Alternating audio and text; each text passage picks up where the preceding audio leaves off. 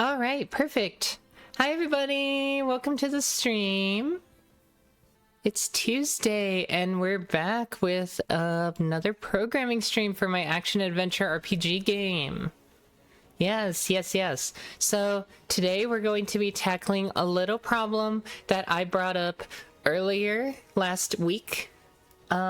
I've also been fighting sickness, so if I like start randomly hacking or coughing, then you'll know why. It's because I was sick and I'm just in the final recovery phases of it. So I hope y'all can understand. I'll try to mute so it's not like gross or anything. But yeah, if that does happen, I apologize in advance. You can kind of hear it. So anyway, last week we went ahead and worked on dynamic ability descriptions, and we're not quite done with that. So we got the basic ability descriptions. We still have to do enchantments. So enchantments is a thing we're going to have to work on. But for today, we're actually focused on dynamic image resource loading, because right now all the graphics in the game load up at the very beginning of the game. And that sounds great on the surface. It's like load the whole game, right? But we're reaching around the 800 to 900 megabyte range, and that's very costly. It's kind of concerning. I would rather my game not take a gigabyte of RAM. And it's because it's kind of like a retro RPG game. You wouldn't expect it to take up that much, right? And the reason that happens is because we load everything right at the beginning of the game. So I'm like, okay, well, what can we do to remedy that? So I'm in the Adventures in Listoria CPP file, and one of the first things we call at the beginning of the game is a function called initialize graphics. Everything that goes into our graphics structure to load stuff, it's called GFX. This is like our global lookup table of every graphic in the game goes in here. And so what we need to accomplish is every single graphic has to be kind of decided when it's going to be loaded dynamically and when it's going to be unloaded. We have to decide like these pieces of time when these events will occur, and the game doesn't do that right now, and so we gotta figure that out. So I've kind of divided up into three general categories. One are the general graphics. If I go into this file, this is a configuration file for the game. It's called gfx.txt.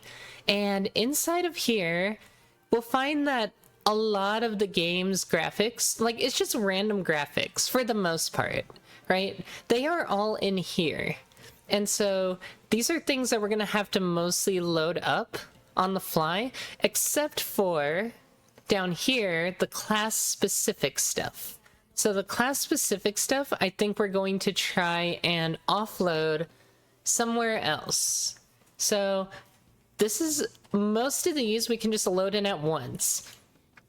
I did a test over the weekend where instead of loading up whatever the actual graphics of the game are, I went ahead and loaded up a 1x1 pixel graphic for every single graphic in the game. This means that the sprite array doesn't hold like millions of pixels, right, for every single graphic. And in total, with only loading that, the game ended up taking about 450 megabytes of RAM to start up, which is a lot more acceptable in my opinion. Being under half a gig sounds great. So, yeah. How do you remember all the edge cases of C++? Just through experience, right?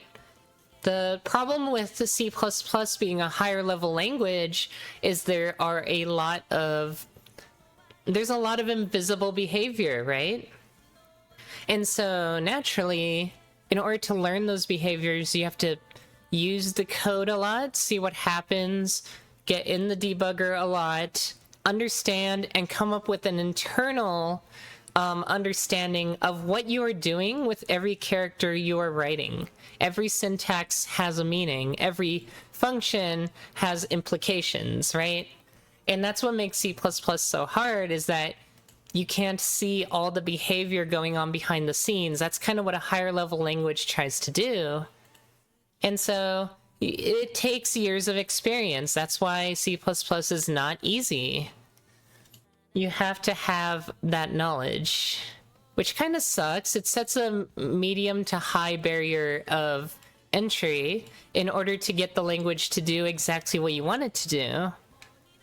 But it's quite powerful if you can use it. I personally like it, but I've been using it for a long time as well, so I've been able to obtain that knowledge.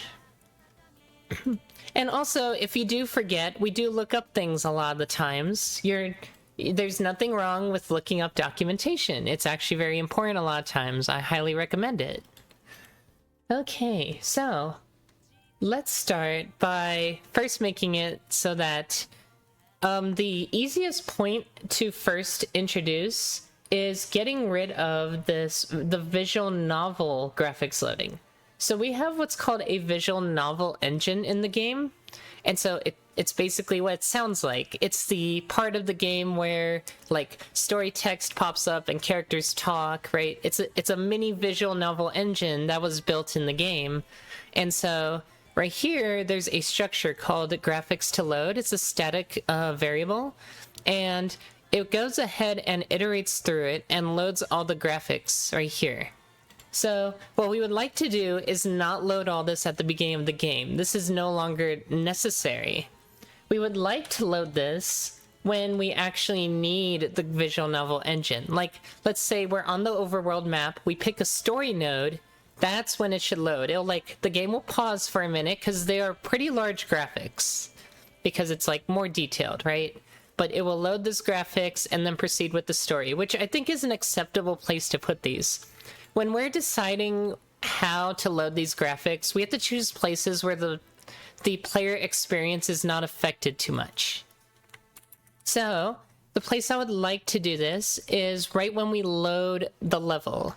So in here, we're on the overworld map level window, where after we select a stage, something's gonna happen. There's a button, so there's a function called start level for the overworld map state. And depending on what kind of level it is, whether it's a story level or if it's a camp level, it will do something very specific. So yeah, because this is for the game hub, the camp, and then this is for a normal game running. So 3 possible branches here, and we're currently looking at load visual novel. So if we move the graphics loading into load visual novel, then that kind of makes sense, right? This is the part we're interested in. So at this point in time, it would be in our best interest to call these functions here. Now, there seems to be some things it doesn't like. So this load resource function is actually a macro inside Win API. So unfortunately, it's conflicting with that right now, and so we got undef it and call out windows, as we like to do in our project. So undef load resource, that way it's using the correct load resource function. At least it will, we have to call it later. And we're just gonna put a comment here that says stupid windows. That's my way of saying this is the reason why we're doing this, is because of a certain OS. Excuse me, like I said, recovering from sickness, so today I'm probably gonna be a bit choppy, but I'll try my best. So now I assume IntelliSense doesn't know where to look. So we're gonna pull out the game pointer here and call load resource that way. And then that will give us the correct function and load everything. Now, if we choose to do this, a couple of things will occur. Firstly, what we want to do is be able to load it and then unload it. So we're gonna have to make a new function called like unload resource, right? I think that's gonna be required at this point. So we're gonna have to do that. For every graphic we load, we also have to unload it. So somewhere in our line of stuff, we gotta unload it. So it looks like down here, where we iterate through commands, and if, let's see.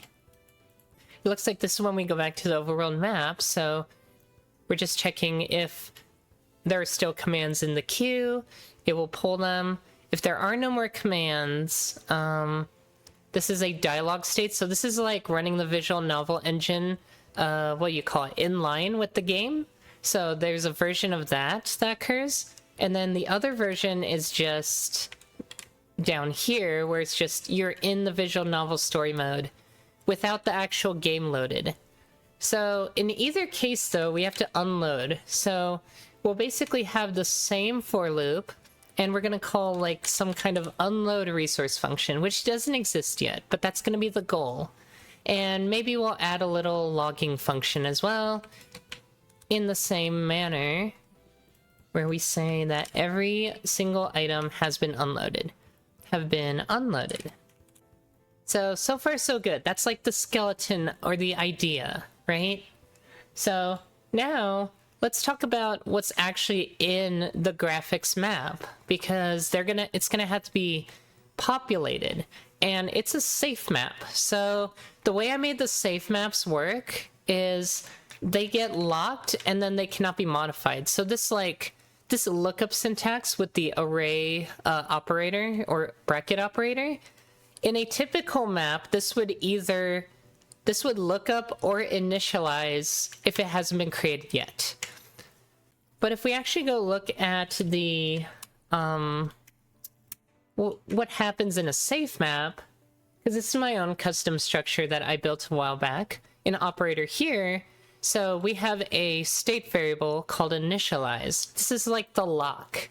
When it's not locked, you can initialize it and it will add it to the map, just like it would a normal map. So this is the actual internal map inside of my safe map, and adding it this way will add it, of course. It then checks if the size has changed. If the size hasn't changed, this value has already been written to. So we'd never want it to write twice when it hasn't been locked. On the other hand, if it is locked, it needs to it'll just return it directly. It's basically an at lookup, right? And in fact, I would even argue that doing this makes more sense. It's just that we already did a check here to see if map.count is equal to 0. So we know that this is true. No, this is going to return a valid value no matter what. Anyways, that's how the safe map works. Once we lock it, this operator only does lookups. And if it can't find it, it will say it's a non-existent key. That way we don't get the bad side effects of a map, which in my opinion, it's a bad side effect, because you might accidentally initialize values that you didn't intend to. And that's one of the traps when using a map, is that you might not realize that instead of editing a value or creating a value, you have instead, like, you might have done the opposite, right? You might have thought you were creating a new value, but you actually overrode a value, and you might have thought that you were overwriting a value, but you're actually adding a value.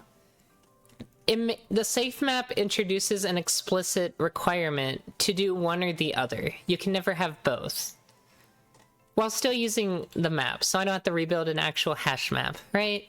So there's that. Now, I'm thinking about it in my head, and I'm like, okay, so we're gonna load every single resource we need. It looks like there's also a load dialog, which is essentially almost the same function. You can see that they are quite similar. So in either case, we do have to load all the graphics. So I'm gonna move this macro up to here. And then I'm going to move or copy this up to here. I think that's only fair. In either case, we have to load the resources required to display any graphics that are necessary. And for now, we're just loading every graphic that the visual novel could produce. We might have to narrow it down to only the graphics that are needed for this specific visual novel instance. So that's going to be another challenging aspect. Like, I'm expecting this problem to take more than a couple days to complete, because there's a couple of things we have to look at when we're talking about loading graphics dynamically. Our engine is currently not built for it, so we have to kind of design and come up with the architecture to make all this work the way it needs to. And then down here, we're unloading resources. So I think we've got that covered. But what I was saying earlier was inside this graphics map, if we don't have these and they don't exist, we have to first make them. So we're gonna actually assume that they don't exist in the map and we have to create them. So we're going to reset the map, which doesn't actually, like, it doesn't clear it. What it does is it removes the lock. Oh wait, it does clear the map. Clears the entire map and unlocks the map, so items can be added to it. Let's try instead... Wait, can you actually erase? I think you can erase from a map, right? You should be able to. I don't think I've ever tried that. That's kind of weird. But there is an erase function, so I assume you can. That's fascinating. Oh, here we go. So we have the unlock function. By unlocking it, we can add new items to our map. So at this point, we're expecting this is a brand new image that hasn't been loaded yet. It should not exist in the array, so if it does, it will error out. So we're going to unlock the graphics array or map there. And then once we're done loading, we gotta also lock the graphics map. So we'll lock it down here. We just call set initialized, like so. And we'll do the same up here. Now that we've done that, we're gonna go down here to unload a resource. And during this time, we need to actually delete everything from the map, right? So let's see here. Unload resource is gonna take care of freeing the memory. Wait, but renderables are managed objects. They even use unique pointers under the hood. And because they use unique pointers, they will automatically be freed. So, because of this feature, we don't actually have to do any like memory freeing per se. We just have to delete the object from the map. So I would argue that all we have to do is gfx erase if it's contained inside of graphics to load, right? I think that's the way we would do this. So let's try that and see what happens. Now, graphics to load, we need to do a contains on it and see if it contains a specific image. So we are iterating through graphics to load, and then we're saying contains. And I assume the contains is the string. Yes, because it's a set of strings, image. But no, that doesn't make sense, right? It has to be from here, the GFX map. So it has to look like this. It has to be like gfx.contains, but that would be .count. Okay, so I think I know what we're supposed to do here. We're supposed to say erase once an iterator. And... well, actually, if we're iterating through everything, we assume that it contains it, right? So we're just trying to erase. We need to find it within the map, so we need to get, like, an iterator. So, an iterator through it, usually there would be, like, a find function inside of a map, which there appears to be, and it should return the iterator. So I can do gfx.find on a specific key, and then I assume it returns a pair, like, oh no, it's an iterator. So then erase, let's see, should be the iterator itself, or should require the iterator itself, I presume. It says erase standard map iterator. Now this is a const iterator, so maybe that's why it's not working. Yeah, there's no find for a non-const iterator, which might be what we need. Cool Fuamoko plushies. Aw, yeah, they're cuties. We love them. They're very cute. Let's see if we had a non-const find function, if that will work. So in here, I can see that it does call standard map find, and it's non-const, which is what I think we're looking for. I go back here and IntelliSense is happier with that, so I think that works. As long as it's non-const, it should be erasable. So by doing all that, I think we're now at a point where we've erased everything from the graphics engine we're supposed to. So I guess the next thing to do is to try this out, because that should be all we have to do to make sure the visual novel engine has all the graphics it needs, and then gets rid of all the graphics it doesn't need. At least in theory.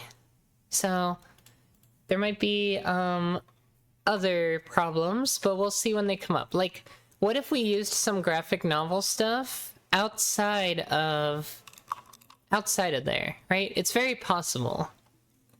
Like, I was thinking about it, like, I hope that everything inside visual novel graphics to load is only stuff we have to actually load, because it's possible some things are redundant. Well, maybe that's not necessarily true.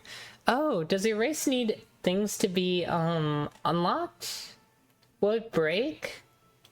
No, it just erases. It ignores the fact that a map is locked or unlocked, which might be a bug. We shouldn't be erasing things if a map is locked, right? I don't know. That's kind of... like, this is more explicit. I don't know if I want that functionality for that. I just showed up. What's the plan for today? So, we are starting to work on dynamic resource image loading for the game. So, what currently happens is right at when you start the game is like on a blank white screen for hopefully just a few seconds while it loads every single graphic that the game needs. It does it all at once, everything's loaded, and when the game finishes loading everything, we're at about 800 something megabytes of RAM usage at this point. Now, I understand that RAM is... that's very little RAM, but at the same time, we can do better. And I think it would be nice if I could be a little more frugal with how we just burn memory, right? So I would like to get to a point where we are dynamically loading images only when we kind of like need them for the game. So you can see the game loaded. I've got diagnostic tools here. I'm actually going to bring it back to the side here. We're currently using 688 megs of memory. So right away we've brought down the memory usage, just getting rid of the visual novel graphics on the startup from 850 to a little under 700. So if I go ahead and load in, we're going to try and load into a story node that actually has a story. Technically it doesn't matter, but I'm just going to do one that I know is supposed to work. Right? And at the moment we click this button, it should actually attempt to load everything. So let me pull up, I'm going to swap these two. Let me pull up the debug log, because what? What? Okay, I'll do this thing, yes. Yeah, so this will tell us that, like, they're loaded or whatnot, so that's fun. I don't know what that command history is, though. What? Okay, so you can see there was a bit of a delay, but it does say that 18 images for Visual Novel Engine have been loaded. So at this point, the Visual Novel Engine should functionally be working the same as if we loaded it. If we look at the memory now, it's back up to around 830 megs. You can see there was a big jump after we clicked that button and it loaded everything. So we're gonna just click through this real quick. You can see this is why there's more graphics memory used up, because of all this stuff. So now we try to end it and we see that it doesn't actually close. So why doesn't it close? Well, we have some assumptions here. Like in draw, apparently it was supposed to keep rendering this and it can't find it. So let me look at what the error is. It probably just says can't find an image. Yeah, trying to get a non-existent key, commercial or backgrounds, commercial assets, forest clearing campsite. Now, this actually exists on file, just it's trying to render it. And I assume the reason why this happened is because right when we clicked the button, it does execute next command, which unloads all the graphics, but if we look, I assume it's up here, or maybe at the bottom, because it's in the foreground. Well, I assume, oh, it's in the state transition. So right here we have change state, and change state accepts a float argument. The float argument is the fade out duration. During the fade out duration, the game still renders things on screen. So the game's still trying to render. So this is not the right place to unload visual novel graphics. So what we actually need to do is wait for the fade out to finish, and then unload the graphics. So I'm gonna go to here, change state. We can see there is an internal underscore change state function. when the fade out duration completes.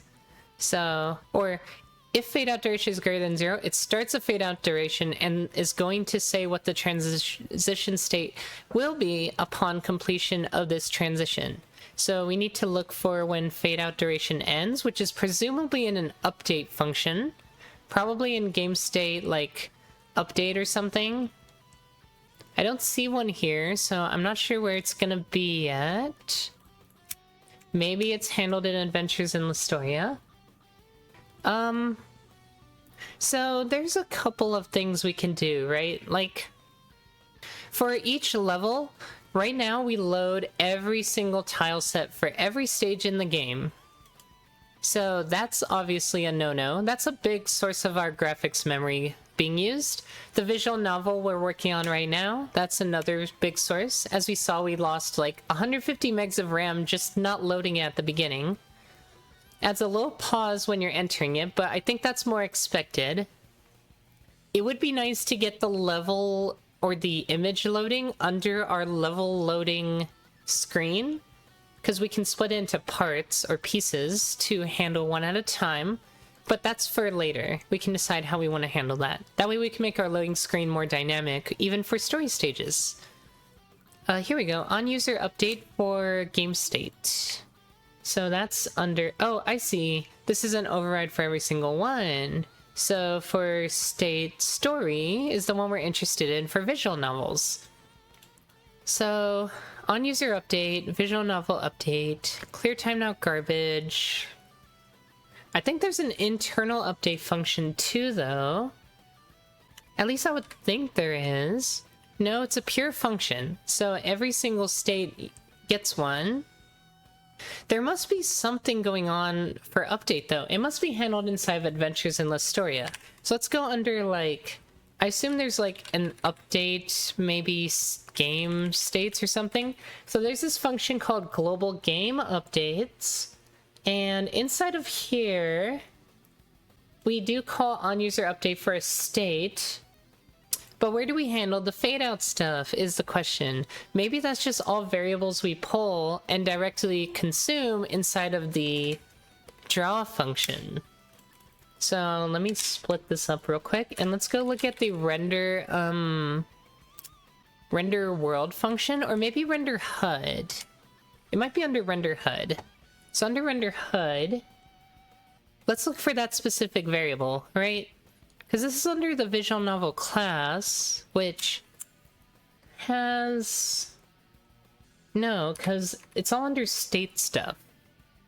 So every state has the potential to have a fade out timer, so maybe I should just search for like fade out and we might find something. I might have to look it up by, oh, render fade out. Okay, I don't think that's what we're looking for. Let me see. Game state. Let's see here. Current state, which is... So let's go back to change state game. Oh, see, it is under the game class. I didn't catch that. So the fade out duration is used globally. So this actually is it. And we can see here, we do game state, change state after the fact. So what we would have to do is, if fade out duration is equal to 0, then we would change the state. Okay. I would like to say that at this point, first, let's see if the... I assume the previous or current state is stored, right? So we can just say, if game state, current state is equal to game state, state... Because it's like an enum inside of a class, so you have to be a little more verbose. What is this? That's not what I want. State, oh, that's not a thing? Maybe it's just state then. No, that's for, like, other stuff. Maybe it is just an unclassed enum? No, it's not. Game state, state... Let's see here. How did we do this? Because we saw the enum earlier, at least I saw when I clicked through. This is a game state class. Here we go. It's under a namespace called states. Okay, that's how I did that. So states, and then story. So if current state is equal to story, then we're going to unload assets. Or rather, I would like to take that state and I would like to call the, like, some kind of unload function, right? So under state story, we can add a new function called, like, inline void unload resources, unload graphics. I think that's fair. Make this, well, it's not virtual, so it doesn't need final. Oh wait, not inline, please. And let's go ahead and write out the implementation. So under unload graphics, we'll just call everything we had in that for loop originally under visual novel. So yeah, we'll take all this and we're gonna bring it over here. And I think that should be it. Then everything will be unloaded when it needs to be, and we just call this function directly. So now we just say current state. Wait, what? Oh, that's the current, yeah. I'm like, we're currently debugging, so it's like, yes, that is the current state. But we're gonna take it, we're gonna cast it, because we know if it's a story state, it can be directly casted, so we're gonna cast it straight to a state story. It will be a pointer, I believe. And then we'll say current state, unload graphics. Is it public? It's not public, so let's make it public. Apparently the rest are private, which is kind of weird. But maybe we don't need to access it anywhere else. Oh, I guess they're virtual, that's why. Hi there, Kyle. Welcome to the stream. Okay. It looks like state story needs to be forward declared because it doesn't exist here. So let's go ahead and do that. Now, get out of... There we go. Forgot the hotkey. So... Oh, actually I do need that real quick. So we're gonna forward declare state story because it's a pointer, so we don't need to know the size. So we're just gonna say class state story exists somewhere, but we don't care about the size. We're just saying it exists. Although I feel like this should exist, like it should know what this is. Oh, but if we're calling it, wait, this is the CPP file. We need to include it. Never mind. I was thinking we were in the header for some reason. State story.h. Yeah, because if we're actually utilizing it, we can't see the functions of it without actually including the header file. I've started developing my own engine. Now I can feel most of engine developers' pain indeed. Good. I'm glad you have that opportunity. Good luck with it. I hope you make progress. Also, Eddie, thank you for the follow. Welcome to the stream. Okay, so yes, this is where we want to call unload graphics. With that out of the way, I think we're ready to try again, because now the graphics won't unload until change state happens, and then draw won't be called anymore. So we're pretty much okay after that. Ooh, graphics is an undeclared identifier in here though, which is fine. We just have to include it. Include GFX. It's a global, so we have a global include macro for it. But yeah, fun. Alright, looks like incremental build. We don't need to do much, so that's cool. I'm glad, because I didn't want to sit here for 3 minutes just to see what happened. Alright, so let's see. Again, we're just keeping an eye on the memory as we do this. Let's go in here, and then we will go to the story node again. Story node loads. We're just gonna click through it real quick. Again, I do want to implement like a skip or fast forward feature. I think that would be nice. Maybe a log feature too. You know, the things that most visual novels have. Okay, Okay, it's trying to render a sprite that no longer exists. Let's see. We're in some thread. Okay, it looks like memory corruption, because if we're here, then yeah, that's bad. Somehow we ended up with like a bad pointer, and then function led to here. So let's see.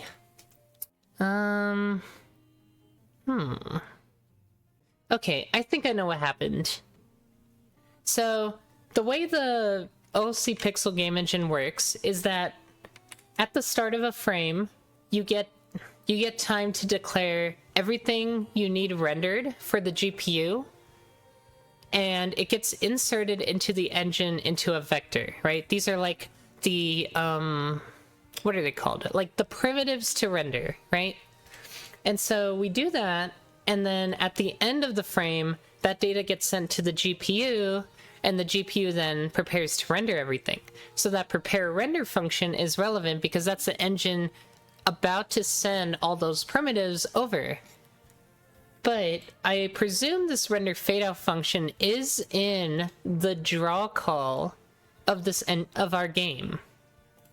Okay, so it's an on-user update, game state draw, draw overlay, render fadeout. So if we're in this point in the pipeline, we're not ready to render a frame yet. So anything that was prepared to be rendered here and here is now going to render, even if we unload it. So by the time we unloaded it, it doesn't exist anymore. And yeah, that's why it crashes.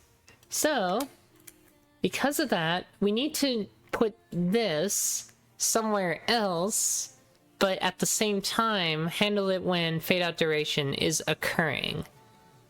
So maybe the best place to put it is actually in the internal change state function after we've loaded another state successfully. Either that, or we need to make a graphics to unload structure so that we can unload the graphics at a safe time. I'm trying to think what the best approach here is, because I think the way we would like to do this, obviously the fade out has to happen in front of whatever is being rendered. That's why it's at the way bottom, even in front of an or behind an overlay, because you render from back to front. That's the order everything gets drawn. But if we want to make this work, then the render fade out technically would have to happen here. So if the graphics are needed, it gets unloaded, and then this stuff won't happen in the first place. Right? So I think what we should do is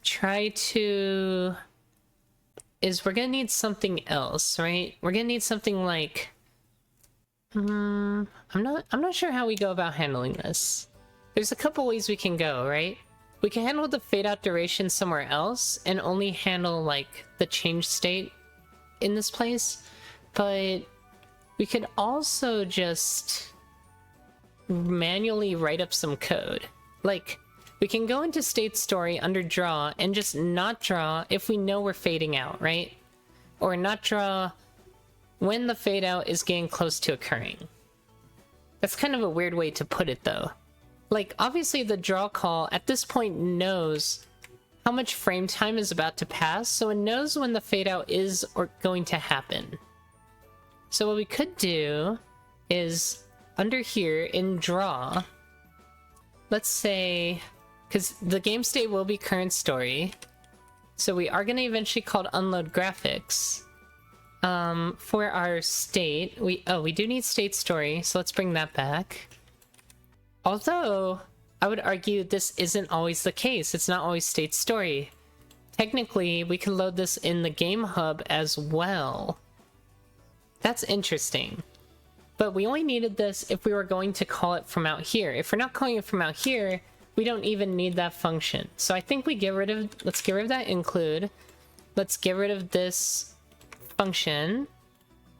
And let's just utilize these two lines in there directly now. Because that would make more sense. Why do we need an external function?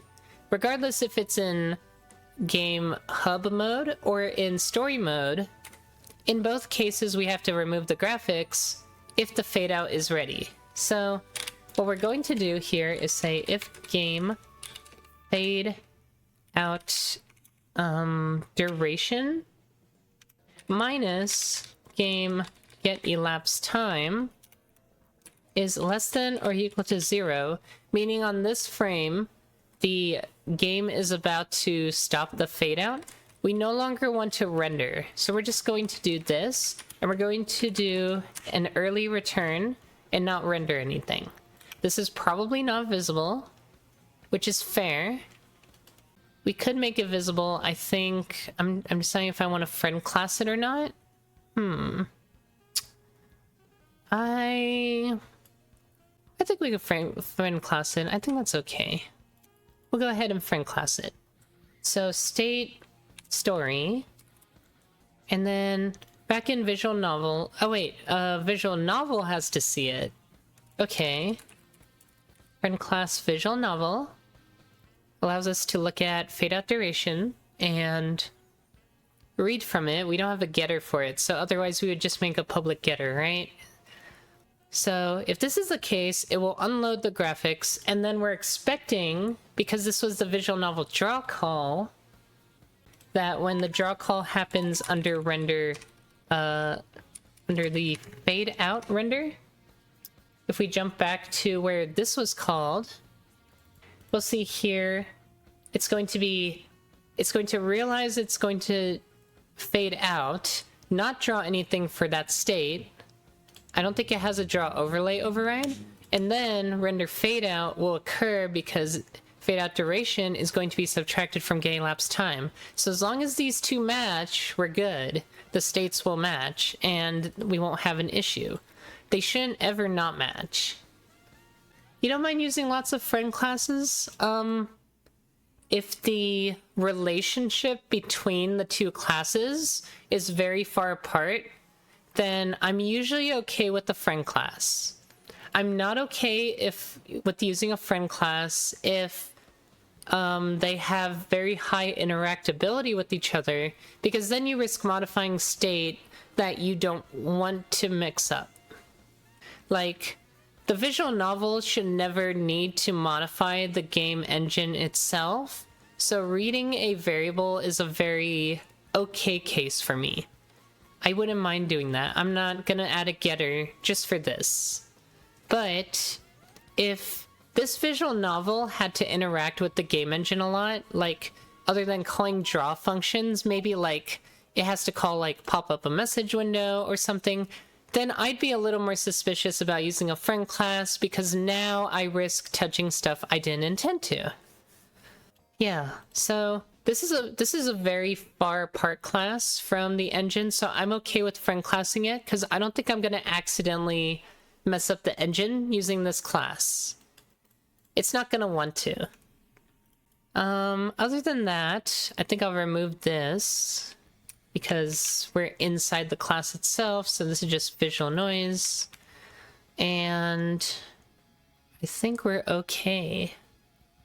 Let me go ahead and compile, and we'll just see where we're at now.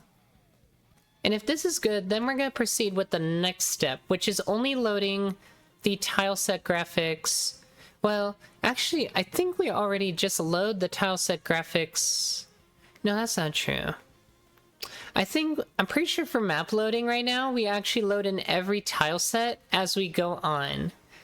So like, if a map already had a tile set, it will just use that one, because obviously we don't need to create more than one of every graphic, but if it didn't exist, I think it adds it and then it stays in that map permanently. At least that's what I like to believe, so we're gonna look at that. We're gonna try and make it so we load and unload tileset graphics. That way maps aren't consuming a lot of our RAM anymore, all the time. Especially for ones that no longer exist in the stage. Because it would be nice to not use up all that memory for no reason. Hi there. I'm currently working on an action-adventure RPG game. It's called Adventures in Listoria. The demo is currently out on Steam. And today we're working on dynamic image loading, because our game currently loads every asset at the beginning of the game, and that's actually hogging up a lot of RAM, for almost no reason. It's not like a lot of RAM, it's still less than a gig total, but we could do better. And so I would like to take some time to at least clean it up a little bit. So that's what we're focused on today.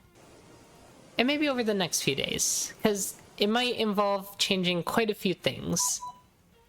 Can you show the Steam page, please? Sure. Also, this broke. Oh my god. My girlfriend got into this game. It's a game about putting away books on bookshelves. There's so many books. Sorry, it's so cute. But yes, you put away books. Here's the books. You just put them away. It's very cute. Anyway, yeah. So the game is called Adventures in Listoria. It's right here. This is this is the store page for it. So yeah. Here you go. If you're interested, feel free to try it out and then wishlist if you like it. Hopefully it's out by the end of the year. Things are going at a pretty good pace right now, so I'm really hoping I can get it done by then. Okay, so anyway, unloaded. Oh, interesting. The fade out includes the part when it's fading in. I don't quite understand. That's kind of... Oh. We're not checking if there was even a fade out duration to begin with. Okay, so the only way this works, and why we check it in the render fade out function on the other side, is the fade out duration has to initially be greater than 0. Otherwise, we don't even try this statement. So that's my bad. Okay. I hope everybody's doing well. It is a Tuesday. I haven't been able to stream lately because I was recovering from sickness. I still got a little bit. You can kind of hear in my voice, so hopefully that clears up over the next few days, but I was able to actually stream today. Thank you. Yeah, it's been like 3 years in the making, so I hope at least it's appealing to people that kind of like Secret of Mana games or like Zelda games, right? Kind of like that. At the very least, because it's kind of what we're going for here. Okay, so it looks like we were able to load and unload successfully from the visual novels engine. And if we look at the diagnostic tools, we can see the memory consumption has dropped back down after the fact. It's now back down to around 650 megs. So when you load into Visual Novel, you're around 760, 770. And then once you're back down in here, you're back to 650. Thank you. Does the game use a dual grid or a normal grid? It's a normal grid for like tiling and stuff, right? I know there's a technique you can use for like, you can use to do that kind of stuff. But no, it's just a singular grid that every tile is placed on. I remember reading about it. Specifically, it was somebody working on like a Godot game, and they were showing how you could utilize multiple tile grids. I assume they were like offset as well, and then that allows you to achieve various effects using graphics, which is fascinating and makes sense from a design perspective. Okay, so visual novel out of the way. I am currently on a new branch called Dynamic Resource Loading, so let's go ahead and commit real quick. We're gonna call this Dynamically Load Visual Novel Assets.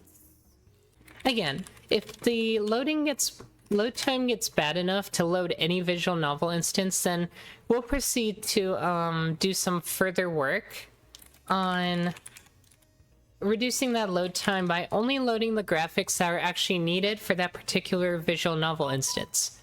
One thing I should check is the visual novel engine popping up in-game, because that's also another important thing to bring up. It's crazy with dual grid, you just need to draw 5 tiles. But you also have to then design your graphics around that, right? Which admittedly for our game, we don't really have like an in-house artist, so instead what we would do is use pre-made assets, which is just 9-patch. You're very typical, right? Let me check. Yeah, let me check this real quick. Let me just do this. Okay, so you can see when I open up the visual novel engine in-game, there is this pause. Ooh. A previously set value has been overwritten, so they don't get removed? That's interesting. Okay, that is fascinating that they don't get removed. Maybe because it doesn't have a fade-out time. Yeah, if it doesn't have a fade-out time, then... yeah, they don't get removed. That makes sense. Okay. So I was trying to re-add the graphics, and my safe map system kicks in, which said, hey, you were supposed to create new values, not overwrite values. So that's why we have a safe map. It makes our intent very clear, what we're trying to do inside of our map. Insertion versus modification. So, it looks like this doesn't work in-game. So what do we have to do instead? We're gonna need this, well, these two lines somewhere else. Let me see. How about we go to... so it would be under state... well, the visual novel engine is still active during that time, so I guess it just depends which state we're in that determines that. Because up here we can see we have load visual novel versus load dialogue, and the only differences between these two is which state we're in. Dialogue state versus a story state. And so we can interrogate which state it's in to determine what we're supposed to do. In the case of the visual novel state, we get to do this. So first we say game state, current state is, I want to use the actual function, is equal to state's story. Oops. Give me story, please. Then we do this. But if it's not equal to this, then we have to go ahead and do something different. So instead, we would do it in execute next command, and you can see we already have an if statement for that. So we already have the branch we're interested in. We can go ahead and do... oh, we even have a dialogue finished callback function. That's fascinating. But yeah, let's just do it right here. Unload the graphics. And that should be that. No, I appreciate the questions. I like discussing game programming and design with folks because, well, it's what I'm doing. So I love to engage with viewers who are interested in that kind of stuff and want to learn as well. The game does not have a z-axis. It's strictly x and y. But... okay, yes, it has an artificial z-axis, but it's not rendered in 3D, if that makes sense, right? So the game just tracks a z variable, and if the z is high enough, then the creature or player will be rendered in the air. So for example, if I go to my warrior class, we have what's called the ground slam ability, and the ground slam ability will make it look like you're just jumping into the air, right? And it renders like a shadow as well. So if I use the ground slam, you can see just up and down, right? That's how that works. So there's a z-axis, and the game interacts with that. It just checks if your z matches whatever the z is of the target bullet or whatever, right? Okay, so we can see that the images have been unloaded in the debug info. So now if I click it again, it'll reload the assets, blah, blah, blah. So, yeah. We can see here the memory usage goes up and down as I open and close that dialogue, which is fine for now. Like I said, that little delay is a little jarring, but maybe we'll try to fix that a little later. I think this is just a good, crude starting point, right? So, I'm gonna go ahead and say fix, in-game dialogue, dynamic image loading, mage loading, image loading for visual novel engine. And that will be release build 13671. Okay, cool. Alright, so the next thing we're gonna look at is the level stage loading. So we go to the load level function. In prepare level, let's take a look at what happens. So we have reset level states. Oh, I think I know what happens. At the beginning of the game, every level is looked at, and then the tile sets for each are initialized. So if I go to, I think it's called prepare level. No, not prepare level. Initialize levels. There we go. Yeah, there's a function called initialize levels where every level goes through initialize level. So inside of this function, let's see. Okay, that just does whatever. That just grabs all the data from the TMX file. And then after the tiled, yeah. So after that we have like backdrops and foredrops, which are two sources of graphics, and setup level. I think this is where the big stuff happens. Okay, yes. So this is tile set stuff. And basically how this works is it tries to find a tile set. And if it doesn't exist, it will add a tile set. And at the same time, it's making a new renderable object. So these renderables are not actually stored in GFX, that global resource thing I was talking about earlier. These are actually stored inside of map tilesets itself under the tileset member as a pointer. So this is where I think we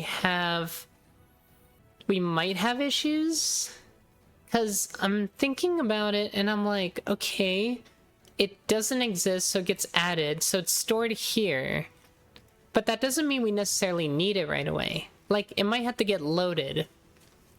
So now I'm starting to think we need to load it in order to process the data, because there's like, let me see here. Actually, all the data comes from the TSX parser. We don't need this quite yet. It's just the graphic. So I'm thinking if we remove this member function and we just keep like the string that it's based on, like here's the actual file. I feel like we can just go that route. Maybe. So now I'm wondering when this actually gets populated, because here, yes, it's a new renderable, but when does that renderable get loaded? That's the next question, because we have a load function for renderables. So when it gets called, that's when the graphic actually loads. So I'm looking for that, and I don't directly see it. Let's pull this out more. I'm not really seeing it. Like, it is referencing the decal, which means like the pointer does get loaded at some point, but when does it get loaded is the question. Because yeah, we set to R, but where's the load resource for it? Oh, right here. Okay, cool. So it's down here. Right. Okay. So what I need to do is make it so... Oh. Map path does not exist. Auto-generating mock-up texture. Okay, that's interesting. We have a mock-up texture. But basically, we don't load it right away. We just say that it's a path, and we're going to do something with it later, right? Like, I would argue I'm going to take this map path, and that's going to be stored inside of tileset now. So I'm going to go ahead and adjust this member to no longer store a renderable pointer, but to store a standard string. The image data will not be held inside of tileset data any longer. I think this is the correct play. So now that we've modified that, we've changed a lot of different aspects of this. So we're not going to load it right away, so we're going to be getting rid of all this. But we are going to do this elsewhere. If there is a game pack, we load the image that way. If there isn't, well, see, this is kind of old code too. We do all this using the load resource function now. So all that goes away. And we don't even need this anymore either. At least I would say this is an error if map path does not exist. I think we just get rid of all this. We don't need any of this in theory. This was like old code. This has probably existed for a very long time. One moment. Okay. Oh yeah. Big sneeze. And I cough. So yeah, we're gonna get rid of this here. We're not making the image be loaded here anymore. Just grab all the tileset data we're interested in. Ironically, the tileset data structure is holding the actual image, which I think is kind of funny. But yeah, we're just gonna store the actual path to the image now, and we'll load it later. So I think what we need to do... Oh, hold on, we gotta look at this though, because compute mode colors does require the tile set. So this is what I was talking about earlier. Like, it's gonna need to load the image at the beginning of the game to figure out the colors. So does this become a to-do? So what this does is this checks the pixels, like the colors of every single pixel in each tile in the tile set, and determines what the color of that tile is. This is actually used for the minimap system to display the right color based on the color of the tile. So I'm thinking here, we're gonna do this elsewhere, and maybe we even pre-generate these graphics at the same time we're doing that map caching system. So I think we're gonna turn this into a to-do, and for now, let's see here. So this is supposed to be how many tiles are in the map. Like, it's supposed to know. I think we know how many, what that is. If we just, I'm pretty sure we wrote that down. Like, isn't the data not in here? Tile columns. So there's columns. Tile height, tile set, which is the string that we just made. I feel like we should store that data in the tileset data itself. Like, it should be known how many tiles large the map is. So that's interesting. Let me see. Tileset, get data, tile height. Let me see what else is in here, because we might just be able to pull it out. I'm pretty sure in TMX it tells you. Image height, yeah, even the image width and image height is in here. So you can figure it out that way if you didn't want how many tiles wide and high something is. So yeah. Let's just look at the tiled format real quick. Maybe not in here. Let's just open it up in code real quick and take a look at it that way. Okay, so let me close web dev stuff and let's look at... Let's just look at a random map. Campaigns, and let's look at this map, sure. So here's what the TMX file looks like. So the thing we parsed to figure this out is right here. It's got a width and a height to determine how many tiles wide and high it is. So why don't we just grab these two values? Obviously the tile width and tile height we already include, but if we can just grab the width and height of the map directly, why not? So, let's see if we can do that. So under get data right now, obviously it's not in here. We just have image width and image height, which is not as useful in my opinion. So let's start here and get this tag updated first. So this is the parser, by the way, for the TSX file format that I wrote. And what we're going to do is add in an actual width and height member. Because all this information could be useful in some way or form, right? So we want to be able to grab that, the width and the height. And then the actual tags they are hiding behind are, let's see. So it should be under map. Yes, so the map tag. So the map tag is located somewhere, I hope. TSX. Oh, this is for the TMX parser, not TSX. People love RPG games a lot.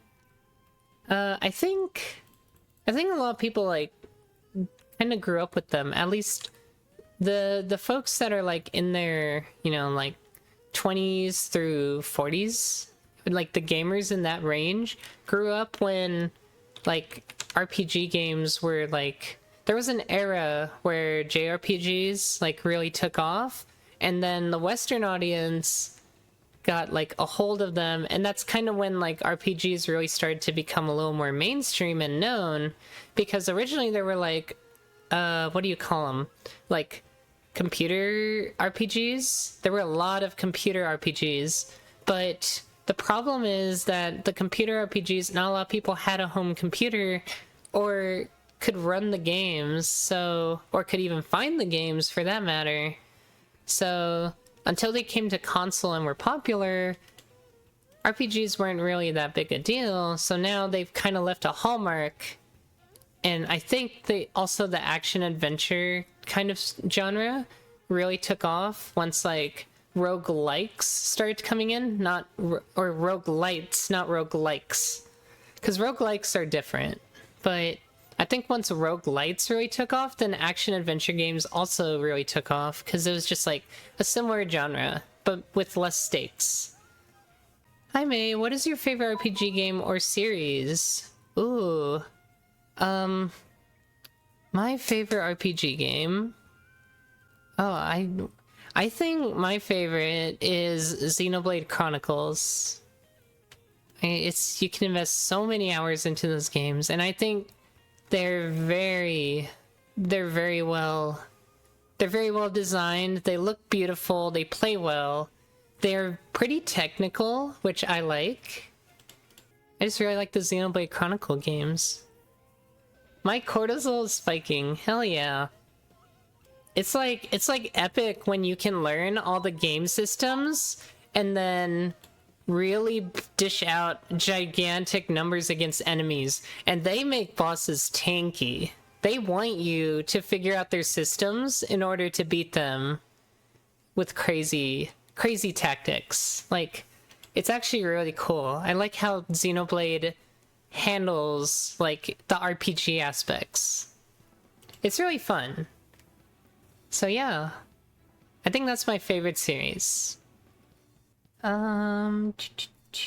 Okay, so I think this information is not in tile set, but I'm gonna double check, because it wouldn't make sense. That's in tile set, that only has the tiles, so the map has how large the tiles are.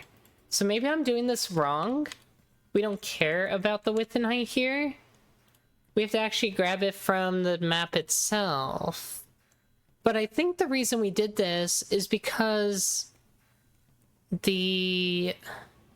Okay, so the tile set image, like, we don't care about the map. It doesn't matter how big the map is. It matters how big the tile set image is, which is why this happens. So if I wanted these values, we just pre-calculate, or we calculate them, right? Okay, that makes more sense. That's why there isn't a width and height, because it's probably not included. Although, now that I think about it, I feel like it should be included. Why would it not be? It's an image. Alright, let's take a look. Let's go to... Well, it should be in campaigns as well. No? Okay, maybe not. Maps? Okay, maps. So any TSX file...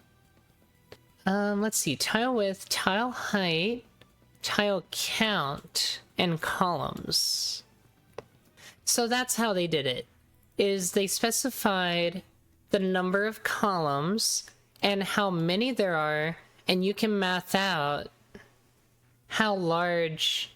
Basically, if you take 192 and you divide by 16, that gives you how many rows there are, right? Yeah. So that's what they want you to do. They want you to use the tile count and the columns value. Okay, interesting. So we can still calculate it. So if I go down here and I go to... So it's under the tile set object. Tile set. Here it is. Tile set object. Okay. So this is where we would do it. So basically, the width and the height are calculated by taking... So the width is calculated by taking the columns. That's easy. S2i it. The height is taken by taking the tile count divided by the columns. So it would look like this. Oh, I replaced the width. Again. So it looks something like this. And now we can just use that information. We don't have to calculate it ourselves. We don't have to store the tile. I guess I never saw tile count to be useful, and I couldn't understand why. But that's how we get the actual width and height. So in here, we can now kind of do that. If we go to compute mode colors again, in theory, we have to load the image. We have to like load the image to figure it out. But I figure we might as well cache it. So we probably don't need to do that. But for now, I'm just going to make it so it iterates through and renders them as black. We're going to break mini-maps for a little while. But that's fine. I'm not worried about that right now. So we should be able to access the width and height members now. They might not be visible. No, they should. Oh. I forgot. There's like a tile set data structure that gets copied from the map file, which is a little annoying. Width and height. It's a little dark in here. Like my camera has upped the exposure dramatically. Maybe I should open a blind. Maybe that'll help a little bit. I feel like the sun's gonna mess with... The lighting's gonna mess up though. A little bit. We'll see. I'll just keep it like this for now. Also. Okay. Anyway, height and width. So we have to copy the members from the TSX parser file, the TSX file, to the actual structure. It's kind of weird how I've done this, and I think the logic was the file's only going to be read one time, but we have to actually store it somewhere. So that was like the whole idea behind it. Anyway, so where we called compute mode colors was up here. And okay. So we just need to set those two values. Like we need to set width and height appropriately to the width and height from the tile set data. So it's gonna look something like this. Yeah. So just copy them over, and then that tile set data will now be available inside of compute mode colors, which then this works, which at this point we don't have the image. So all I'm going to do is insert a black pixel. Everything shall be black, at least for now. But we'll revisit this once I move all the image loading for map stuff over. It'll probably be in the future though. I'm just gonna make a note in my to-do file. To-do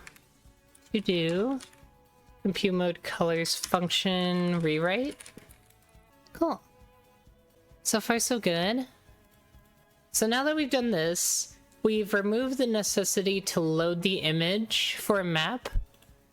So what I should be able to do is I should be able to run the game now. Actually, we should get compile errors because things in the game need the graphics, right? It was expecting it to exist, but now it doesn't. So I guess we have to start fixing compiler errors until that's taken care of. So here we have the render tile function, the very basic bread and butter of how the game displays something. And so it's now not going to look at this because this doesn't have the graphics data anymore.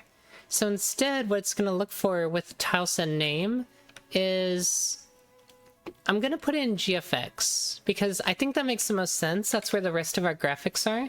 So any place where we use this paradigm, we're going to now replace it with GFX.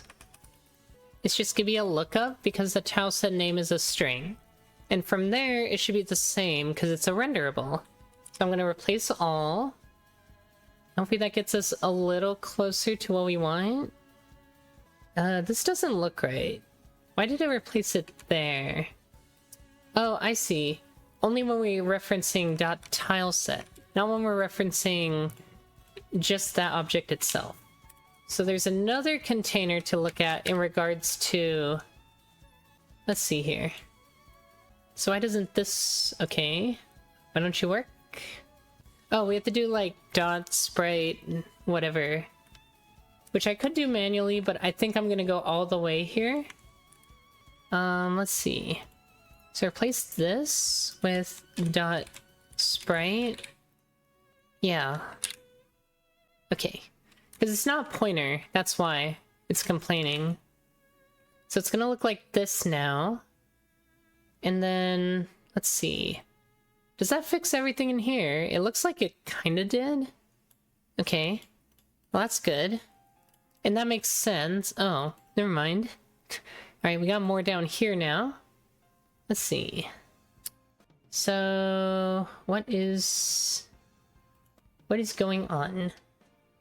IntelliSense is freaking out. Okay, so... Oh, I see. And then the decal versions. So we have to do that too. Decals are the GPU-based versions of the images. So replace those. And then we should be a little closer to working. It looks okay so far. I'm gonna try a build. Okay, so it's complaining about strings, so that's fine. We're expecting that. This is the same issue. Oh, I see. It's using tilesheet.tileset_name. Fascinating. I wonder... Oh, because it's rendered tile. Yeah, that's fascinating. So it should be tilesheet. Well, yeah, okay, that makes sense. It looks kind of ridiculous, but it's because I call tile render data a tile sheet value, so it's like tilesheet.tilesheet. What the heck? It looks super confusing. Okay, so yeah, that's kind of poor design. We might want to like rename that at some point because that's not what that is. That's like render data. Okay. So I put dot sprite, and then in here, I need to change it to GFX. It's gonna look like this now. And tile set. Cool. So replace that. Oh, oops, I did it on the wrong spot. One more. Tile set. Oh, oops. Okay, one more time. There's no tileset name now, it's just, or tileset under tileset name. There we go. Just getting confused. Okay. And I guess there's one for decal as well. So we'll fix that one. Okay. So far so good. Then we're gonna go down here. I did expect this to be a pretty big refactor, so, because obviously we're messing with the internal graphics of the engine, so we get to see, like, really deep how things get rendered in this engine. Okay, so, once again, we got one of these. So we'll replace it with a member and GFX instead. No dot tileset. Like so. Okay. And then further down here, same problem. And then Get rid of tile set. Okay. Game dev gives so much joy. Not all of it. I disagree. I don't like the actual game designing part of game dev, ironically. Like, I can appreciate the game developers who actually enjoy every aspect of game dev. Oh, and I definitely did enjoy implementing UI. God, that was awful. That was the worst. I definitely did not enjoy that. Okay. This map is not gonna exist anymore.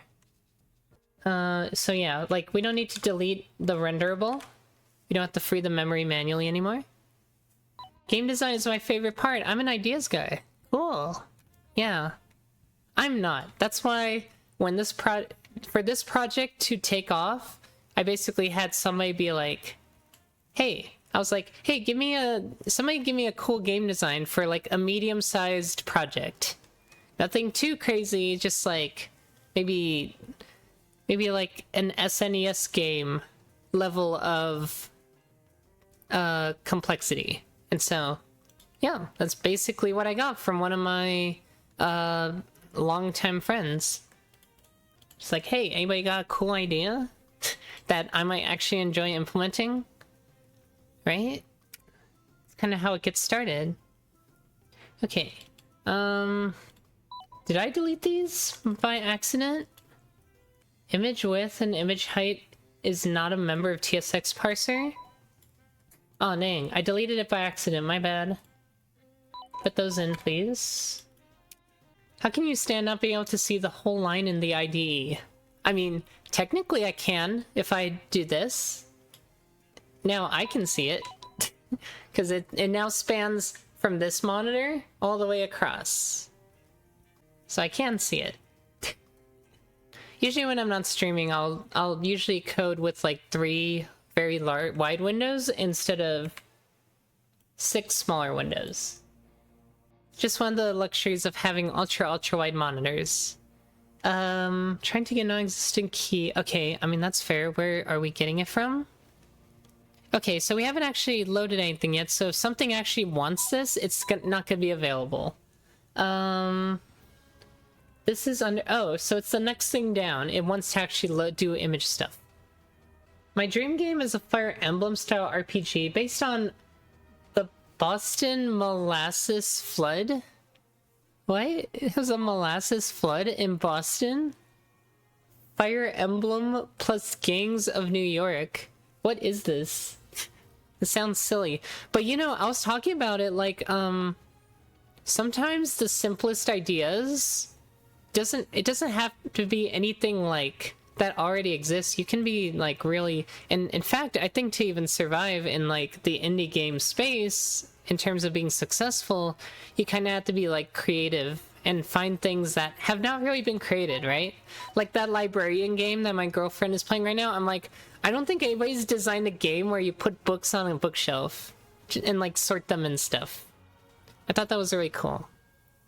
But yeah, it's pretty cool, right? It's funny. Anyway, okay. So let me think here for a minute. This is to optimize a map. So what this does is it takes every pixel of an image and converts it into a giant map. Now, I'll be for real with you. This is only done for the overworld map, because if we look at the overworld map real quick, the overworld map is actually made up of very, very tiny squares. They are like, I think these are 8 by 8. And so you can imagine if you're trying to render this overworld map, like this is actual size. No. 1, 2, 3, 4, 400%. This is actual size, and usually our game screen is like, I think it's like 240 by something, so it's about this size, right? That's a lot of tiles to render, and actually it slows the game's frame rate down quite a bit because that's to render so much. It doesn't look like it, but it does. So what we do is we optimize this map by generating the image on the fly.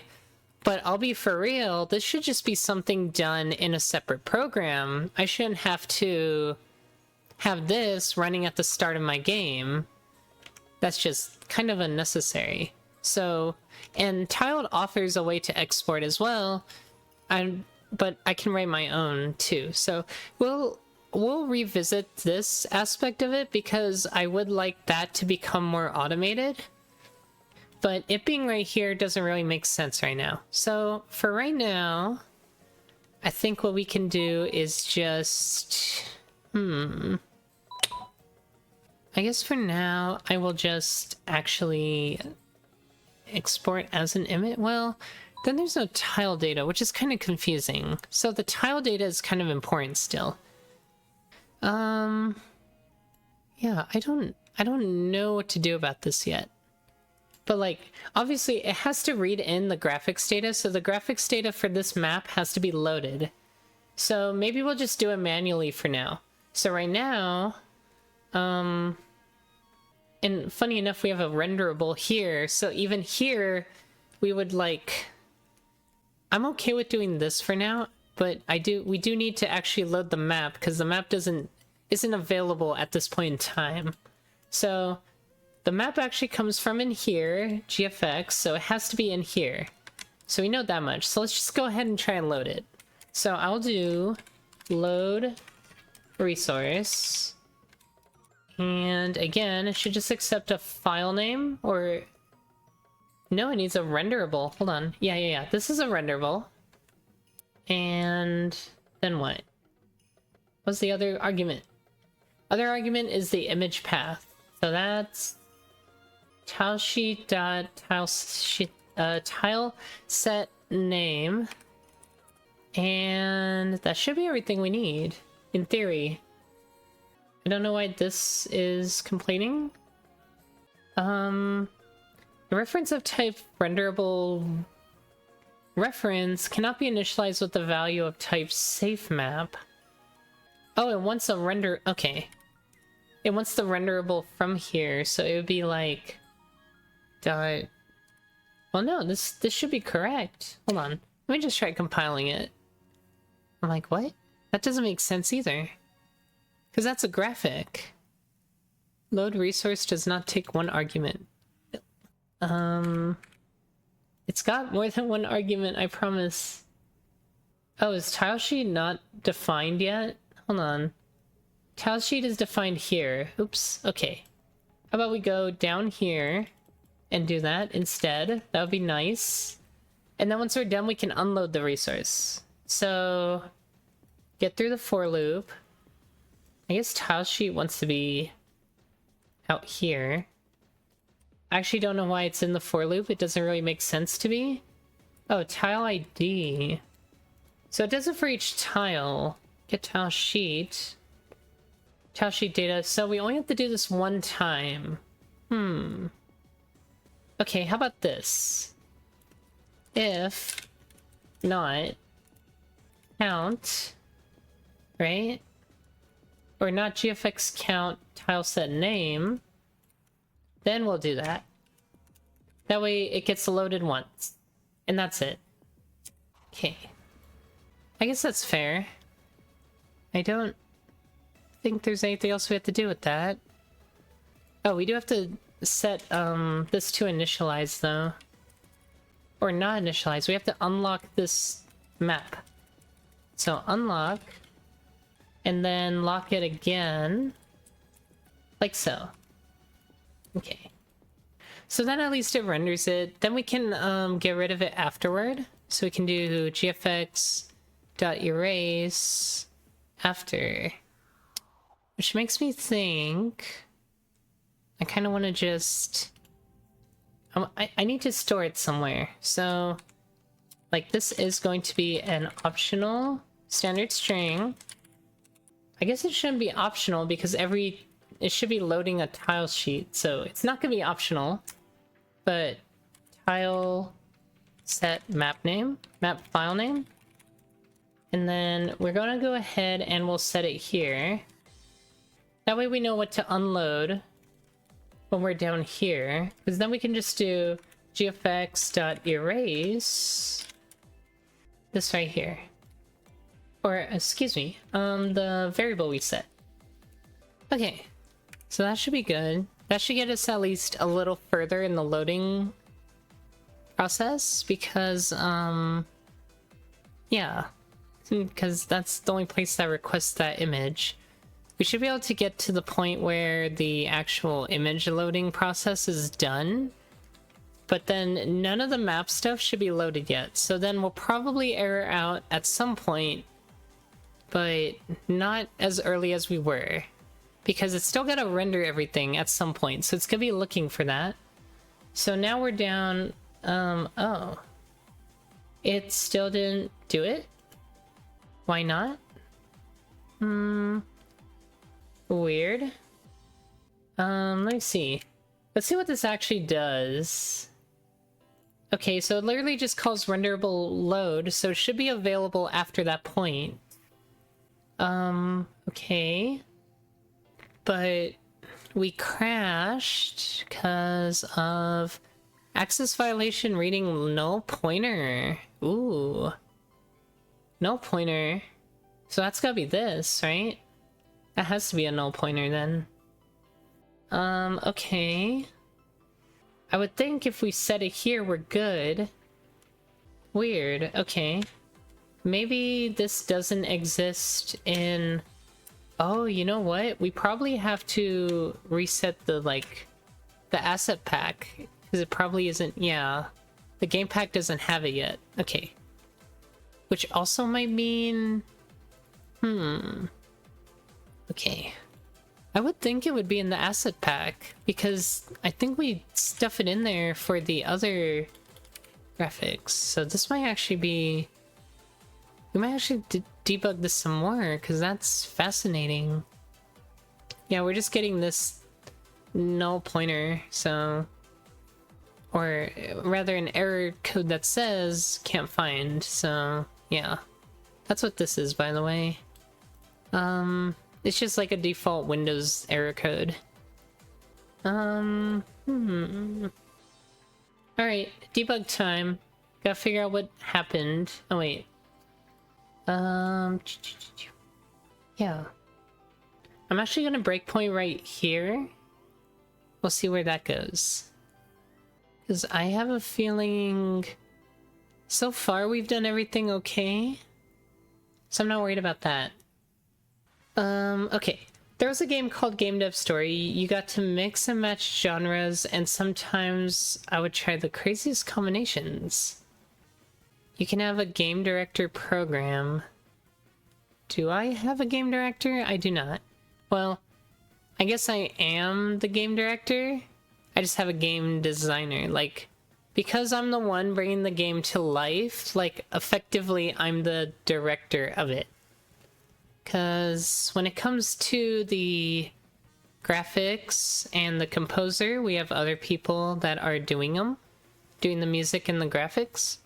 And then my game designer is the one designing the stages and came up with the whole concept and does all of the balancing, all of the loot tables, all that good stuff, all the data. So yeah. We got a pretty good system going. But effectively, when the game gets done and the progression is determined by what I do. So if I do nothing, then the game doesn't have any progress, because the game wouldn't exist if I didn't make it. So it's basically up to me to make the game at this point. Like, the game idea exists and the game has assets, it's just...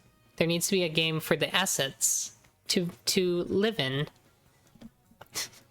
Exactly. When she stops, everything stops. Okay. We're either loading or we're stuck. Okay. We're loading. So, as expected, this is the overworld map file. Oh, it's the TS... Wait, tileset name, right? Oh, this is the name of the TSX file, not the tileset. Uh-oh. Oh, is this where I messed up? Okay. I understand now. This is supposed to be, This needs to be under tilesheet dot... No, that doesn't make any sense. Hold on. Get tilesheet. So, tile sheet data should contain a tile set. Tile set name is the TMX file name, but that's not what I'm looking for this. I need the tile set data, not the tile sheet data? No, because that doesn't make sense either, because... Okay, interesting. Hold on. I might be confusing myself here. So, for the tile sheet, it's supposed to be like we have the map name, which is fine, and then inside each map is supposed to be all the, like, layer data is supposed to contain all the image names. So, yeah, I must have screwed this up. This is a little different. So, prior to this... Oh, we look it up in map tile sets, and then .tileset has the tile set we're interested in.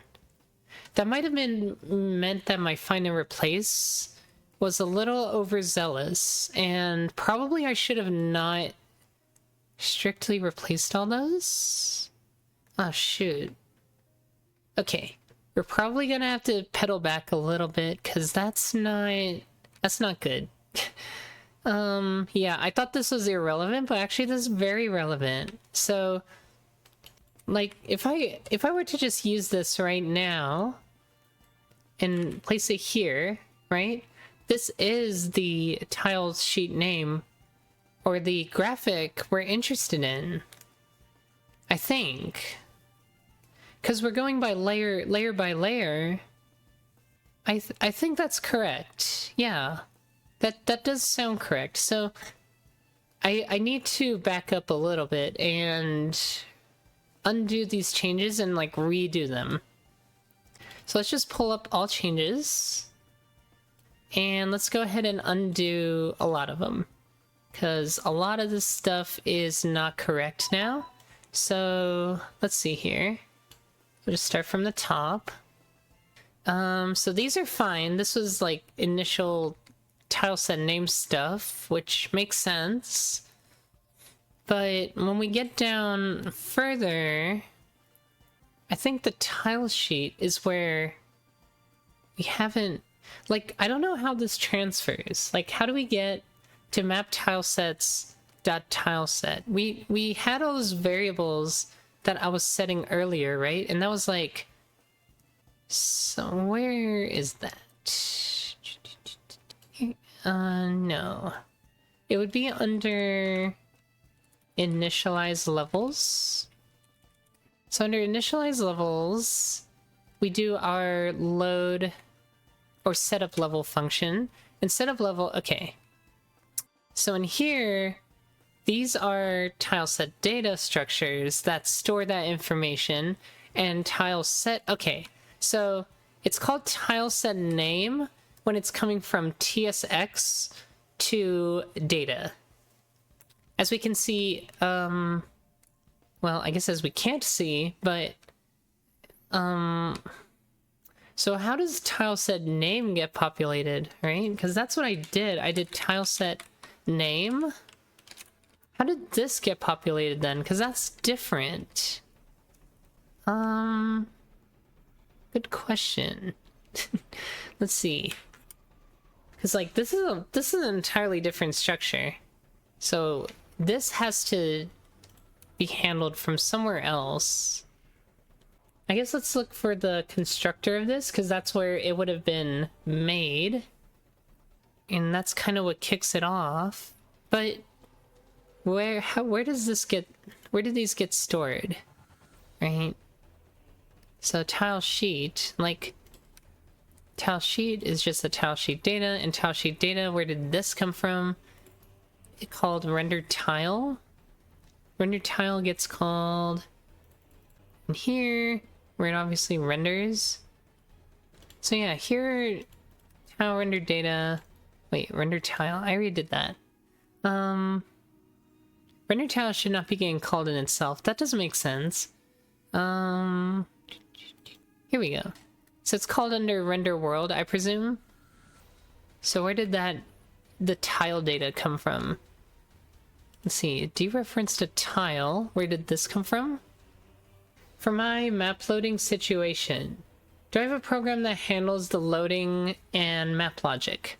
Oh, it's just all done in the game. Yeah. Like, my game designer designs the maps in tiled, and then I have a bunch of files that will take all that information and turn it into actual game stuff. It's all hand-coded. It's all handmade. Which is part of the fun. That's what I enjoy doing, and that's why I do it. I don't actually enjoy making the levels or anything. Tiles with collision. So where did this come from? Tile rendered data. Pointers. Like, I need to figure out where the source of this information is from, because that is how we go about solving this little issue. Oh. That didn't work. Try that again? Maybe? It's like this point to a reference to a tile, which... or an address to a tile, which is from group.get... Oh! Okay, so we have these foreground... Yeah, we have these tile groups, and each group was assembled during level loading, and then those tiles contain information about how to load it.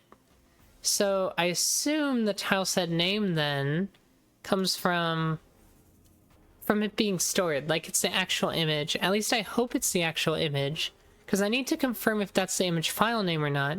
I guess what we could do is check what the level data contains when the tile groups are loaded.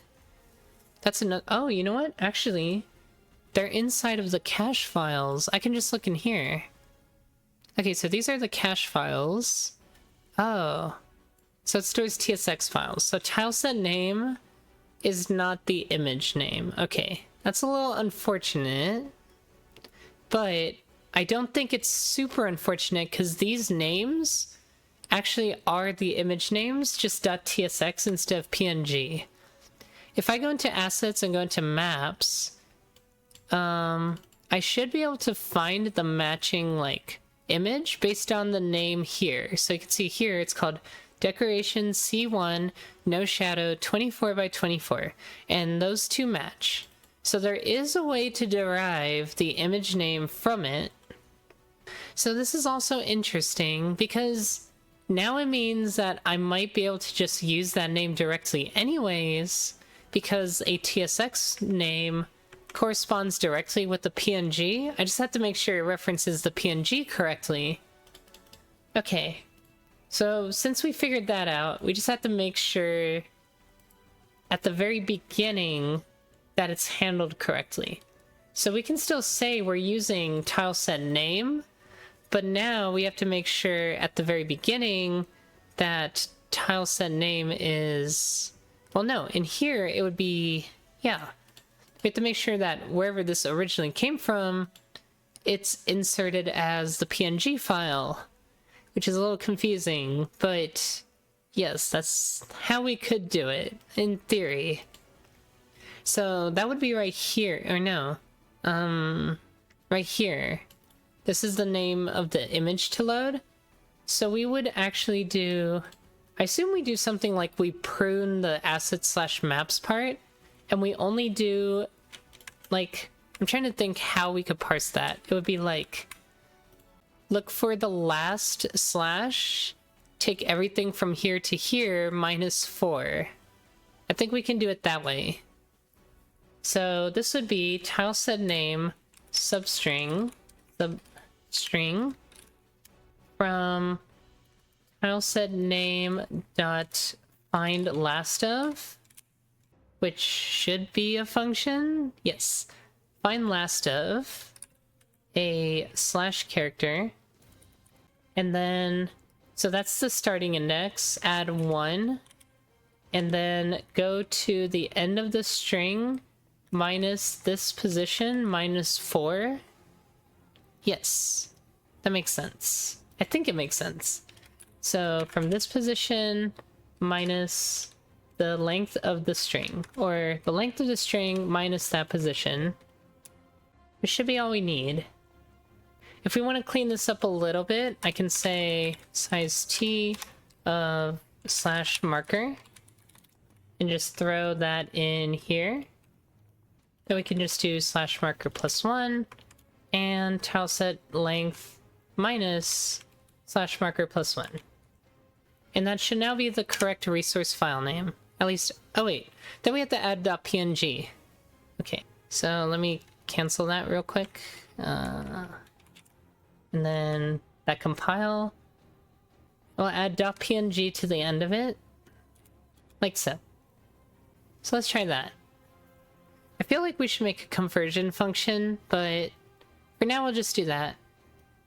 Like, a lot of this, we're still figuring out, like, how we're architecting all of this, so this is, we're literally breaking all of the code right now to make sure we can play around with it and see what's gonna work and what's not gonna work. Yeah, but that's part of the fun. It is a pretty big refactor. Okay, we didn't even get here, so something went wrong. We were supposed to hit that breakpoint at least. Get case-insensitive file name of file name mini fantasy. Ooh, it didn't remove the .tsx. Why not? It got the right name. I assume it was for that substring function, right? That we just did. Yeah. I added... Maybe it didn't detect my recompile. Rebuild? Ugh. It probably built the file before I made the change, so let me just add like a space or something. Force a recompile. Okay, we'll try again. And hopefully it works. If we hit that breakpoint, it loaded something, so here's to hoping. Oh, we did not hit that breakpoint. So, what is it now? Well, we can see the .png is at the end. Did I not do -4?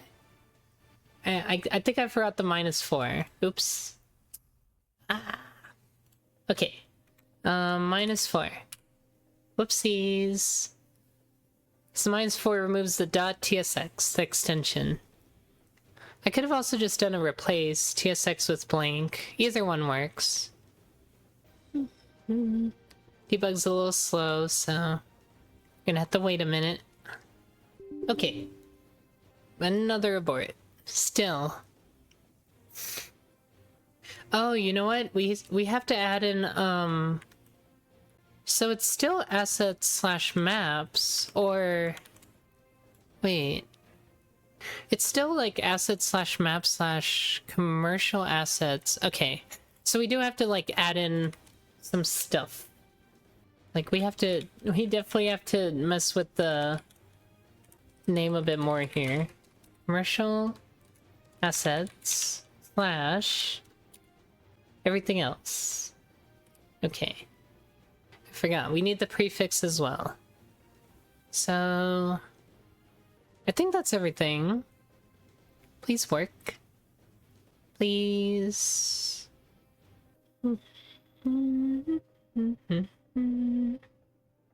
Okay, cool. So we got past the load resource function, which means the image is technically loaded.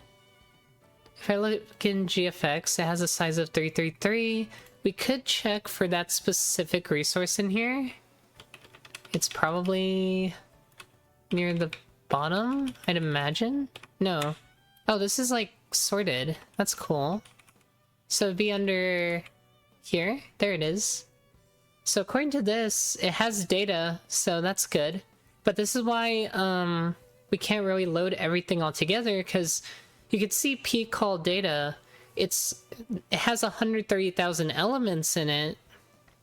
Each one of those is a 4... I think it's like a 4-byte data structure per one of these. So you multiply by 4, and that's how many bytes this consumes. So imagine we did this for every single image, for every map. That's quite a bit. Like, you all saw here, These aren't small either. Like, these are some of these are gigantic images, so, like, yeah, they're small in, like, PNG size, but that's because PNG does compression. When you take it out, expand it pixel by pixel, this is like 500 by 1400 pixels. That adds up pretty quick, so, yeah. That's partially why I want to try not loading everything at once, because that would be nice. Okay, so this should be able to retrieve everything now. It actually can grab the data from the image, which means it can proceed. So I'm gonna let it proceed and see what happens now. Vector subscript out of range for what? Forget tile sheet. This is under setup level. Generating optimized map. Wait, what? It's for... I'm a little confused. So this is for tile ID 10,961, which... I'm not sure how you get 10,961 from that. That doesn't really make sense, unless this messed up, which I think it did. So in get tile sheet, the map is world underscore map, tile ID is 10961. Oh, here we go. So it should have been this. Oh, I see. It's looking for this. So basically the base source directory determines where the graphic comes from. So for each of these graphics, it would have to load them as well to figure out that this is the tile sheet it needs. Which, it should be able to get. I don't see why it would not have been able to. Unless these are not populated anymore, or these are populated differently. Like, so it's saying it was complaining the vector is not right. So what? I is 4. So it would have been, yeah, it was complaining about vector subscript out of range. Which vector? This one? No, these are all the same. Is it this one? Tile colors? I'd imagine this one might not have worked right. So that would have been stageplate.tsx, which has 104 tile colors in it, all rendered as black, because that's what we said.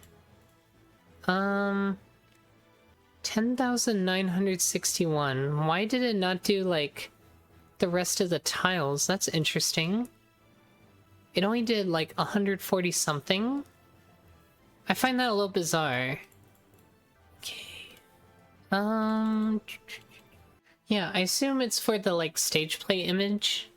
And the tile color stuff shouldn't have mattered. But then again, it's expecting it to be loaded in here. I guess that's the issue, is... like, either they didn't load right or something? Map data. Let's take a look. So world map is index 5. Index 5... well, this is the data, so... tile set data, layer data... 984 tiles... like, this is fine. This is all loaded correctly. It doesn't really change here. Which leaves... okay. This is gonna be tricky. Okay. I need to... yeah, this tile stuff is wild. So I need to first figure out how... like, obviously it's the pixel color thing that is causing problems. And what populated that originally was this. And so, if compute mode colors doesn't... oh! Wait a second. This is the width and height. Did I calculate it wrong? Okay, I guess I should double check that, right? Because I just did math for that, but like... if it's wrong, then we need to fix it. Because, like, the number of tiles, it should have been... I think I just did rows and columns. I think I didn't do... yeah, that's what it should have been. Width and height, right? I hope so. Alright, so... tile sheet, no shadow. The width is 52, the height is 56. I think I agree with that. So that means this should be populated with, I don't know, whatever, like 2,500 something, right? 52 by 56, almost 3,000 values. So if I just let that do that, yeah. I mean, it did. That's expected. But it only did it for this sheet, so I guess for the other sheets, it didn't. Like, are we gonna go in here again for anything else? Oh, we do. Okay.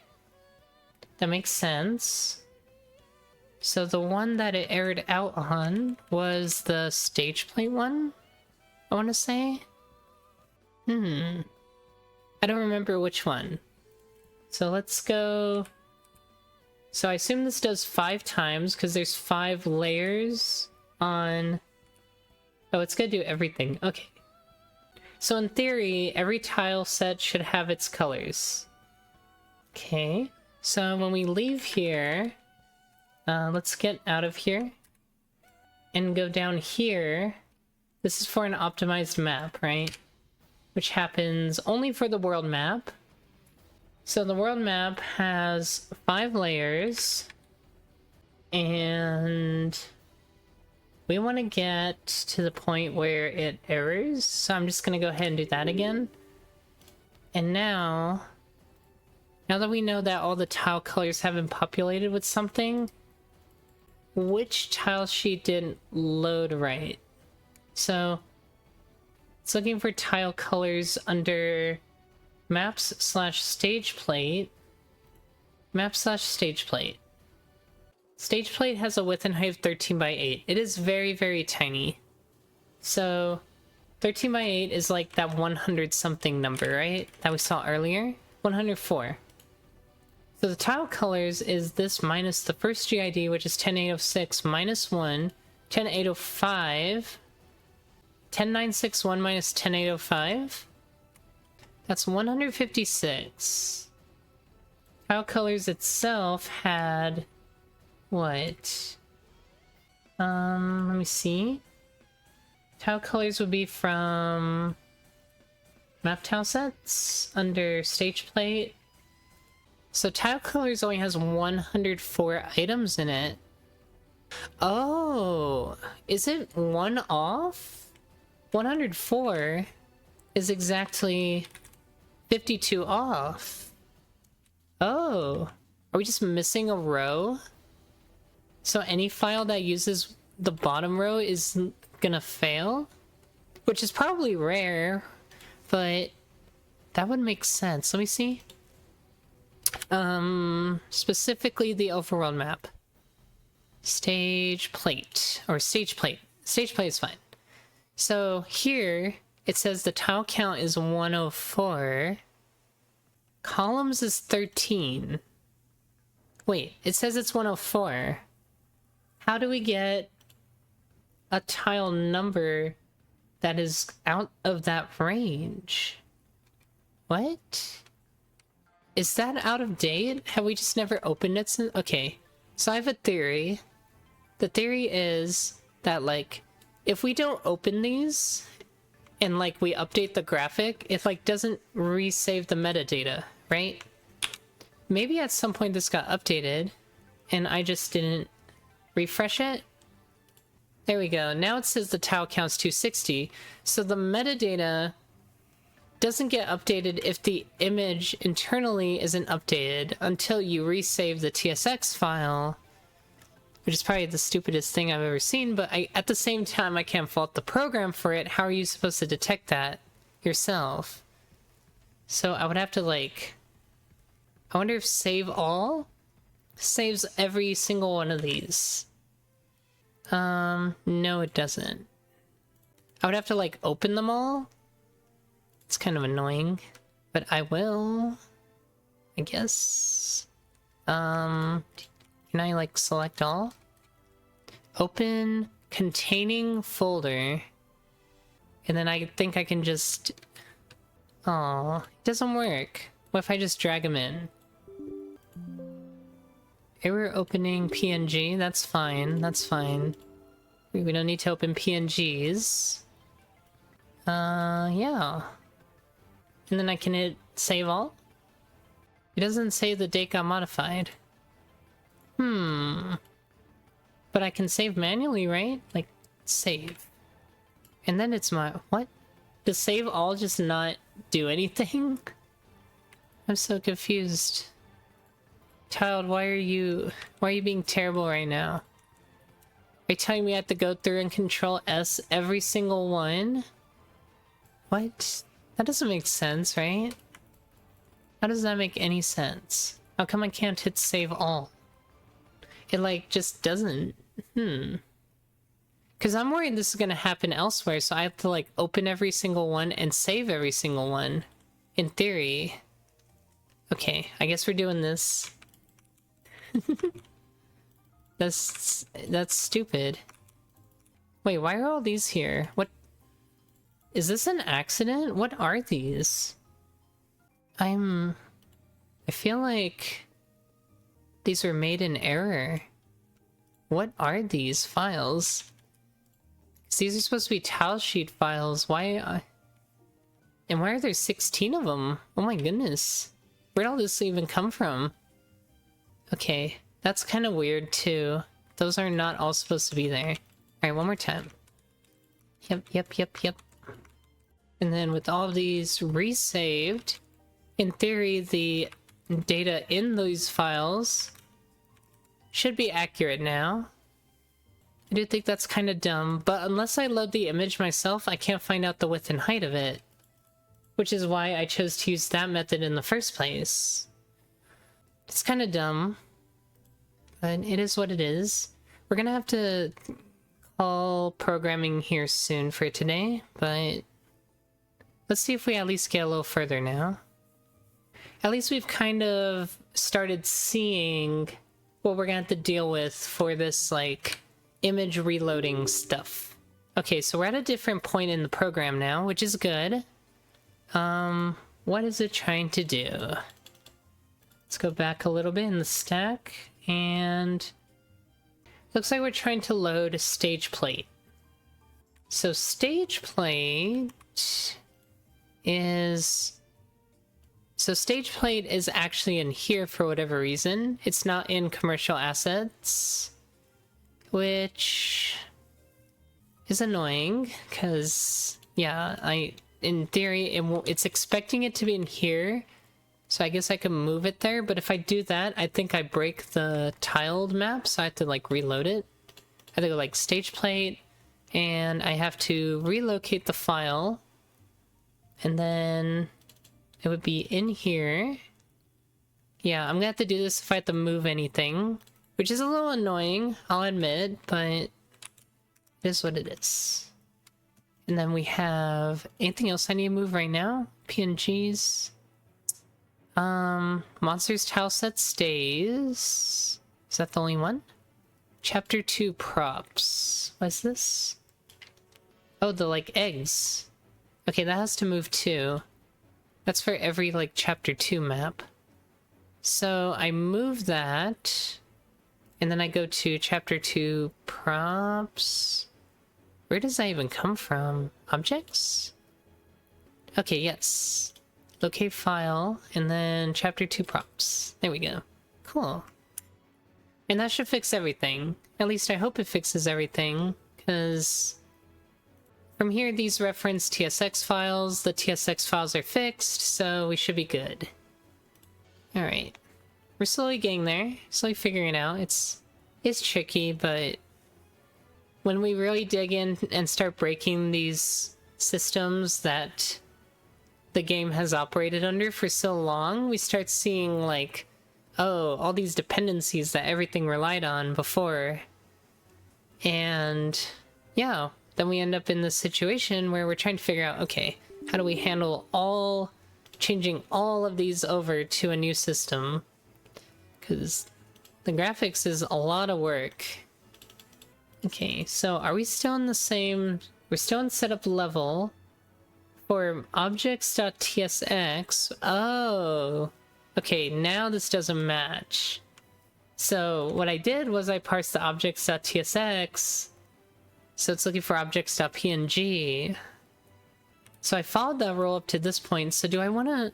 So I have two options. I either change the PNG file name to match this, which would be easy, or I make it so it properly reads the tile set data and then iterates through those, or accesses the correct index to then find which layer it's supposed to be on, right? Which then determines which index into tile sheet it's supposed to be. Ugh, that's a pain. Okay. So let's just do this. Commercial assets, I'll rename it to objects.png. And then in here, I'll do that one more time for objects.tsx.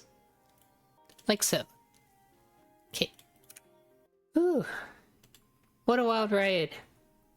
But yeah, I think we're ready to call it for today. I want to see where we get. Oh, wow. We made it to here, where now there's no map images, so it's gonna complain probably. Yeah, there we go.